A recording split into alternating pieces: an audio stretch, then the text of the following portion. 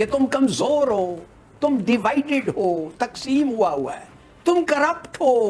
China ने basically Pakistan के साथ जैसे कहते हैं ना हाथ कर दिया। जो परेड हो रही थी इस्लामाबाद में, परेड ग्राउंड में, तो वहां पर सऊदी अरेबिया और टर्की के जो फॉरेन मिनिस्टर्स थे वो परेड देखे बगैर इस्लामाबाद से चले गए। अब ये जो ओआईसी का जो इजलास हुआ फॉरेन मिनिस्टर्स का, ये तो इस्लामाबाद में हो रहा था, और एक दूसरी दिलचस्प चीज भारत के अंदर हो रही थी, और वो ये थी कि 30 सीईओस अरब ममालिक इंडिया के अंदर, इंडिया के कश्मीर के अंदर एक दौरा कर रहे हैं। देखें, ओआईसी का इजलास हो रहा है और उसका एक की प्लेयर जो है यूएई, वो कश्मीर बैठा है। तो फिर मुझे ये बताएं शहनशाह अकबर के गुर्बत का मजाक उड़ाने की क्या जरूरत थी? एक गरीब मुल्क जहां पे इस वक्त 2 वक्त का खाना खाना लग्जरी है। पाकिस्तान के प्रधानमंत्री ने ओआईसी मीटिंग में कहा कि ओआईसी 57 मुस्लिम मुल्कों का एक ऐसा समूह है जो आपस में ही बटा हुआ है। इसमें फैसला लेने की कोई क्षमता नहीं है और न ही दुनिया में इसकी कोई साख है। ऊपर से चीन के विदेश मंत्री वांग यी ने कहा है कि रूस पर लगाए गए पश्चिमी देशों के प्रतिबंधों को कंडेम करना चाहिए। अधिकतर ओआईसी मुल्कों का मानना है कि चीन ने इस मंच का दुरुपयोग किया है। पाकिस्तान ने चीन से दोस्ती निभाने के चलते कई मुस्लिम मुल्कों को नाराज कर दिया है। नाराजगी के चलते सऊदी अरब, टर्की और कई अन्य मुल्कों के विदेश मंत्री इस दौरे को अधूरा छोड़ अपने मुल्क लौट गए। ओआईसी के इस सम्मेलन को पूरी तरह से फेल बताया जा रहा है क्योंकि गल्फ कंट्रीज का एक बहुत बड़ा डेलीगेशन भारत आया हुआ है। केंद्र शासित प्रदेश जम्मू कश्मीर में अगले 6 महीने में 70,000 करोड़ रुपए का निवेश लाने का लक्ष्य रखा गया है। कश्मीर में खाड़ी देशों से उद्यमियों का 34 मेंबर्स का प्रतिनिधिमंडल दौरे पर है। शारजाह में सत्तारूढ़ परिवार का एक सदस्य भी प्रतिनिधिमंडल में शामिल है। अपने 4 साल के कार्यकाल में इमरान खान हर मोर्चे पर विफल साबित हुए हैं। जल्द ही उनकी कुर्सी भी चली जाएगी। ओआईसी सम्मेलन को उनका विदाई समारोह अगर मान लिया जाए तो ये भी उनकी आखिरी नाकामयाबी के रूप में देखा जाएगा। पाकिस्तान के अंदर अभी ओआईसी की मीट खत्म हुई है। फॉरेन मिनिस्टर सारे मुस्लिम कंट्रीज के वहां पर इकट्ठा हुए, और ऑर्गेनाइजेशन ऑफ एक इस्लामिक कंट्रीज, इनका एक बहुत बड़ा इजलास पाकिस्तान ने भी करवाया।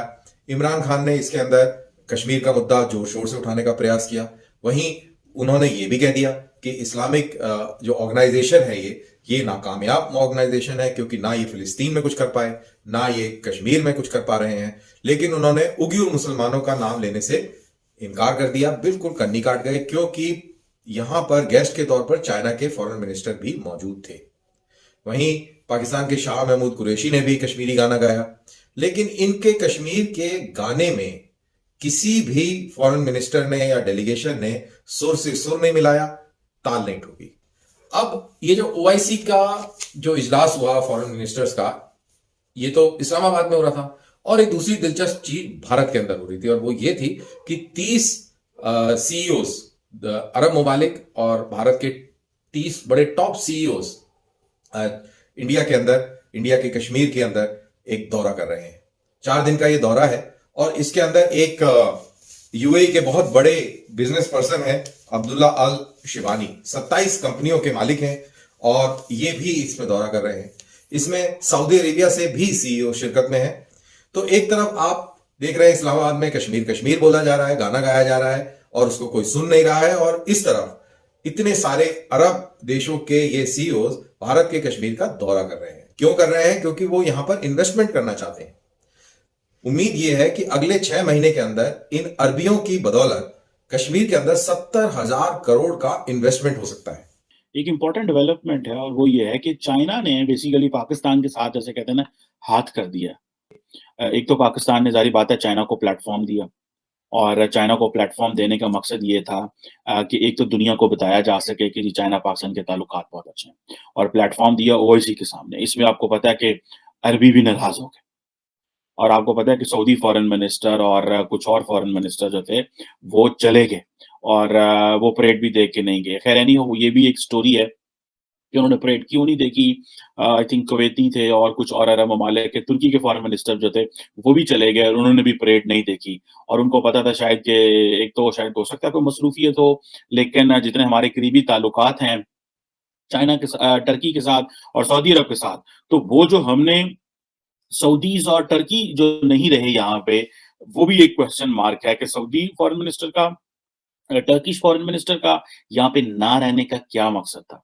यानी कि 23 मार्च की परेड के हवाले से हमने कहा था कि जो फॉरेन मिनिस्टर्स आएँगे, उनको हम पहले वो अपना ओआईसी का एक सेशन अटेंड करेंगे, जिसके लिए वो ज़ाहिर बात है आ रहे हैं, फिर उसके बाद वो 23 मार्च की परेड देखेंगे। तो उसमें चाइनीज़ फॉरेन मिनिस्टर वांग जी तो वहाँ मौजूद थे, लेकिन कोई और फॉरेन मिनिस्टर जो कि इम्पोर्टेंट कंट्रीज़ के वो नहीं मौजूद नहीं थे, बाकी काफ़ी वैसे फॉरेन मिनिस्टर्स वहाँ पे मौजूद थे। तो इट मीन्स कि सऊदीज़ और टर्क्स जो हैं वो नाराज़ हुए और एक दिन वो रात रह के वो चले गए। ये OIC is equal to 0 plus 0 is equal to 0, लेकिन ज़ाहिर बात है और इमरान खान ने भी तो ओआईसी के फॉरेन मिनिस्टर्स को सामने बिठा के वो इंसल्ट की उन बेचारों की, जो बंदा वो सोचते होंगे हम कहाँ फँस गए हैं। अगर तो आप अमीर मुल्क हों, पावरफुल मुल्क हों, तो फिर आप इस किस्म की बात अफोर्ड कर सकते हैं और करनी भी चाहिए। मगर आप जो हमारी सिचुएशन में हैं, एक तरफ आप सऊदी अरेबिया जो कि हेड ऑफ ओआईसी है, उनकी तनकीद ही कर रहे हैं ना आपके, आप लोग जो हैं ये क्या कर रहे हैं, उनके ऊपर आप इनके पास पैसे लेने चले जाते हैं, भीख मांगने चले जाते हैं, तो फिर ये दोनों चीज़ें साथ साथ चलती नहीं है। तो फैसला ये कर लें कि आपने असूलों के ऊपर खड़ा होना है, फुल सपोर्ट, अवाम आपके साथ है, तो फिर मेहरबानी करके आवाम के लिए कुछ रोटी पानी का भी इंतजाम कर लें। आपका अपना रोटी पानी तो पक्का है ना, आपके तो इतनी अमीर लोग हैं, आपको तो फर्क नहीं पड़ता कि कल को बैंकरप्सी होती है इस मुल्क की, तो आपके तो पहले ही कुछ पैसे बाहर पड़े हुए हैं, कुछ ले गए हैं, कुछ इधर हैं, पता नहीं कितने महल हैं, कितने घर हैं, आपको क्या फर्क पड़ेगा? आपको तो टमाटर की कीमत का भी नहीं पता। एक मिनिस्टर साहब ने ये फरमाया है, जो बिलावल साहब है वो इंडिया के गीत की जबान बोल रहे हैं, जो ओआईसी के हवाले से। लेकिन इंडिया, देखिए सबसे बड़ी बात तो ये है कि एक तो इनका कंपैरिजन करना पाकिस्तान और इंडिया का बिल्कुल ज्यादा है, पाकिस्तान के साथ ज्यादा है। उनके एक तो उनका साइज देखें, उनकी एजुकेशन के स्टैंडर्ड देखें, उनकी जमहूरियत की हालत देखें, उनकी फॉरेन पॉलिसी की हालत देखें, डॉक्टर जयशंकर का कंपैरिजन देखें, आप करके देखें आप खुद। मैं ये नहीं, बिल्कुल नहीं, मैं पाकिस्तान को सनब नहीं करूंगा, मैं बिल्कुल, ये कई दफा लोग समझते हैं शायद हम anti Pakistan, Pakistan is my Motherland, इसमें कोई शक नहीं है। लेकिन ये कि अगर किसी की अच्छी चीज हो तो वो लाजमी उसकी बात करनी चाहिए। डॉक्टर जयशंकर का कैलिबर देखें, उनकी डेडिकेशन देखें फॉर इंडिया, किस तरीके से उन्होंने इंडिया को कनेक्ट किया है दूसरे ममालिक के साथ। I'm surprise, I'm shock.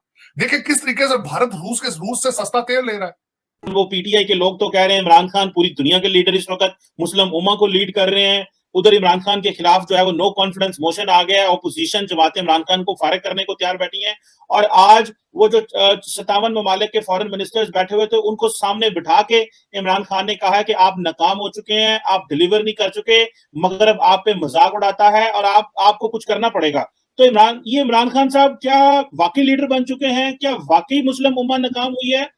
अब मेरा ये क्वेश्चन मार्क होगा कि 57 मुल्कों के वुज़रा खारजा वो कितनी तवज्जो दे रहे होंगे इनकी स्पीच को, जब पता हो कि घंटों के हिसाब से ये मेहमान है। फिर आपने खुद इसमें फरमाया कि उन्होंने कहा कि OIC is a fail institution, is a fail organisation, Kashmir और फलस्तीन पे वो कुछ नहीं कर सके।